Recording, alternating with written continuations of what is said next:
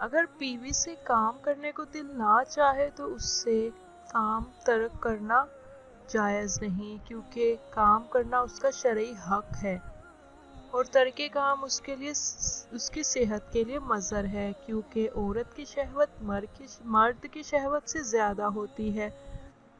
حضرت ابو ہریرہ رضی اللہ تعالی عنہ نبی کریم صلی اللہ علیہ وسلم سے روایت کرتے ہیں کہ عورت کی شہوت مرد کی شہوت سے 99 درجے ہوتی ہے، مگر اللہ تعالیٰ نے ان پر شرم و حیا غالب فرما دی ہے۔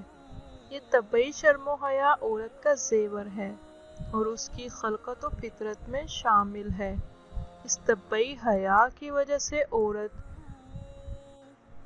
آداب کی خوگر ہوتی ہے۔ اس کے برعکس شوہر اپنی بیوی کو شرعی فعل کی دعوت دے اور وہ اس سے انکار کرے تو بیوی گناہ کی مرتکب ہوگی۔ حضرت ابو ہریرہ بیان کرتے ہیں، پھر نبی کریم صلی اللہ علیہ وسلم نے مردوں کو مخاطب کرتے ہوئے پوچھا، کیا تم میں سے کوئی ایسا آدمی ہے کہ جب وہ اپنی بیوی سے کام کرتا ہو تو دروازہ بند کر کے پردہ کر لیتا ہے اور اللہ کے پردے سے اس فعل کو چھپاتا ہو؟ لوگوں نے جواب دیا، ہاں ایسے لوگ موجود ہیں۔ آپ صلی اللہ علیہ وسلم نے پھر یہ پوچھا کہ ایسا آدمی ہے جو دوسروں کے پاس جا کر بیان کرتا ہو؟ یہ سن کر صحابہ خاموش ہو گئے۔ اس کے بعد آپ صلی اللہ علیہ وسلم نے عورتوں کی طرف مخاطب ہوتے ہوئے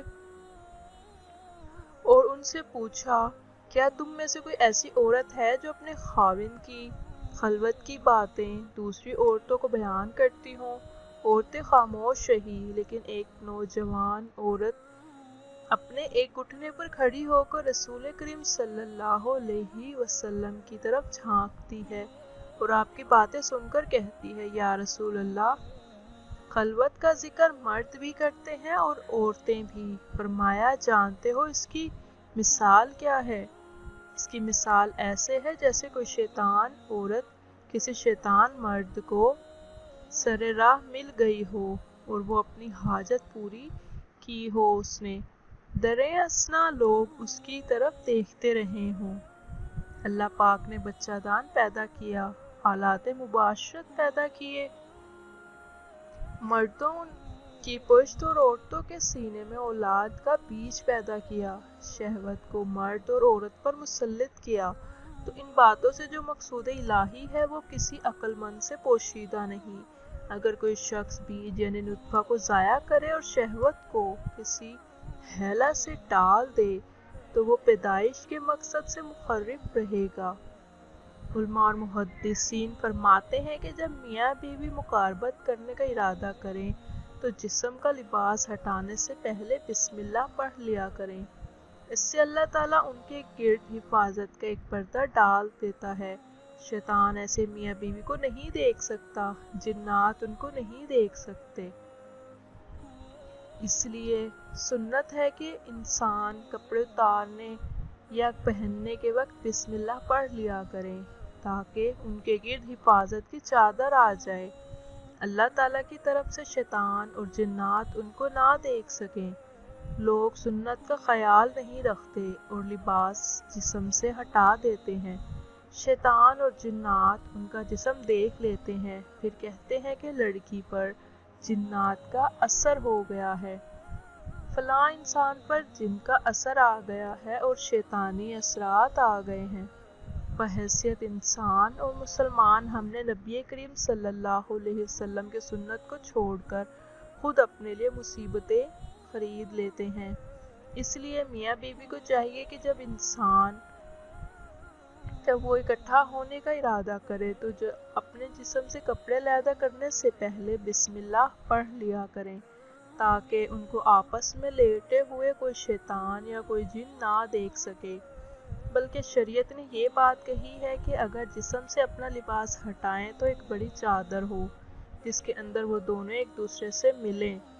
اس سے بڑی چادر کی وجہ سے اللہ تعالیٰ ان کی ہونے والی اولاد میں حیا فرمائیں گے۔ علماء اور محدثین فرماتے ہیں کہ جب میاں بیوی نے اپنے اوپر بڑی چادر لینے کا اہتمام کیا تو اللہ تعالیٰ نے فطری طور پر ان کو شرمیلی اور حیا والی اولاد کا نطفہ ٹھہرایا۔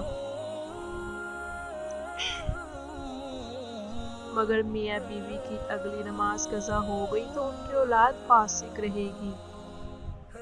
لہٰذا یہ ایک ایسا معاملہ ہے جس میں مردوں اور عورتوں دونوں کی طرف سے عموماً کوتاہی ہی ہوتی ہے۔ میاں بیوی کی مقاربت کے بعد اگر اگلی نماز فجر کی ہے تو سستی کی وجہ سے قضا ہو گئی۔ ایسا بھی ہوتا ہے کہ میاں بیوی غسل کرنے میں سستی کر دیتے ہیں، جس سے نماز قضا ہو جاتی ہے۔ ایک بات نکتے کی یاد رکھنا کہ جب بھی میاں بیوی کے ملاپ کی وجہ سے ان کی اگلی نماز قضا ہوئی اور اس ملاپ کی وجہ سے ان کی اولاد ہو گئی تو اس اولاد کے اندر فسق و فجور آ جائے گا۔ جب ماں نے ہی اس عمل کی وجہ سے اللہ کے حکم کو توڑ دیا تو پھر پھل بھی تو ایسا ہی مل رہا ہے نا۔ لہٰذا جب بھی ایک دوسرے کے ساتھ ملیں تو باہم ملنا شریعت کے مطابق ہونا چاہیے۔ مقاربت کی وجہ سے نماز قضا نہ ہو، بے شرمی اور بے حیائی کا معاملہ نہ ہو، بلکہ اللہ سے نیک اولاد کی تمنا ہو۔ جانوروں والا مسئلہ نہیں ہونا چاہیے۔